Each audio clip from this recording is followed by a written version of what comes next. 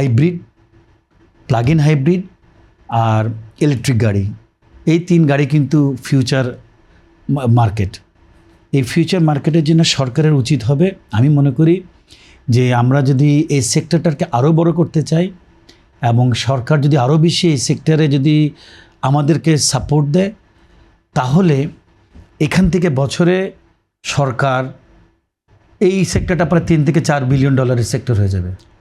3 থেকে 4 বিলিয়ন ডলারের সেক্টর হবে। পলিসিগত সাপোর্টটা লাগবে। পরিবেশ বান্ধব যে গাড়িগুলো আছে, হাইব্রিড, প্লাগ ইন হাইব্রিড, এই গাড়িগুলোর যে এখন যে ডিউটি স্ট্রাকচারটা আছে সেটা আরও কমানো উচিত।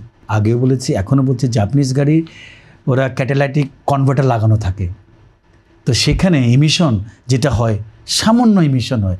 একটা 10 বছর পুরাতন রিকন্ডিশন গাড়ি যে ইমিশন মানে যেটা দূষিত করে পরিবেশ, হ্যাঁ পলিউশন, সেখানে একটা ব্র্যান্ড নিউ যদি আপনি চাইনিজ এবং কোরিয়ান একই দূষিত করছে।